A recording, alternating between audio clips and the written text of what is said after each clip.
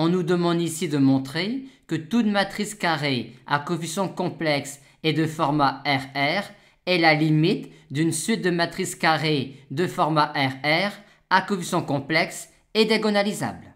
Si on pense à une matrice carrée quelconque, ceci ne saute pas aux yeux.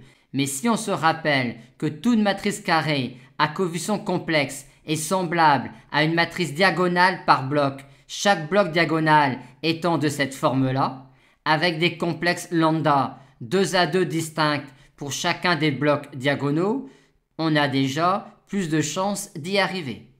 Et si on arrive à montrer qu'une telle matrice est la limite de suite de matrices diagonalisables, pourra-t-on alors le dire pour une matrice semblable à cette matrice-là?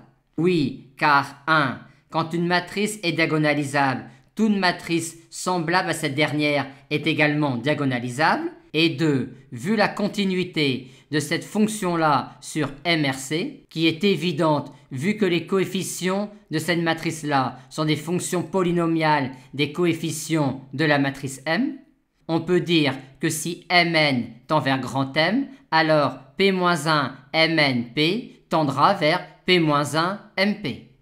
Il nous reste donc maintenant à montrer qu'une telle matrice diagonale par bloc, dont chaque bloc diagonal est de cette forme-là, avec des complexes lambda 2 à 2 distincts pour chaque bloc, est bien la limite d'une suite de matrices diagonalisables. On aimerait donc construire, au moins pour n assez grand, une matrice Tn diagonalisable, telle que chacun des coefficients de la matrice Tn tendent, quand n tend vers plus infini, vers chacun des coefficients de cette matrice-là.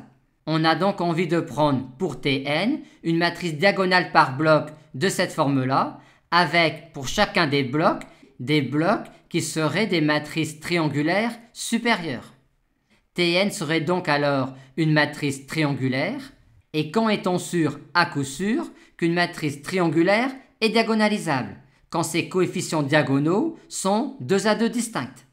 Car alors, son polynôme caractéristique est scindé et à racine simple. Aussi pour Tn, va-t-on prendre la même matrice que celle-là, à la seule différence que l'on va modifier les coefficients diagonaux de telle sorte que tous les coefficients diagonaux de la matrice Tn soient 2 à 2 distincts, au moins pour n assez grand.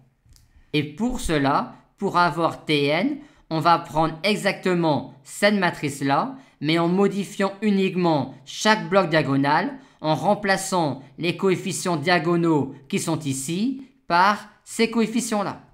Dans un même bloc, on aura alors des coefficients diagonaux 2 à 2 distincts, et un coefficient diagonal d'un bloc sera, au moins pour n assez grand, distinct de tout coefficient diagonal d'un autre bloc.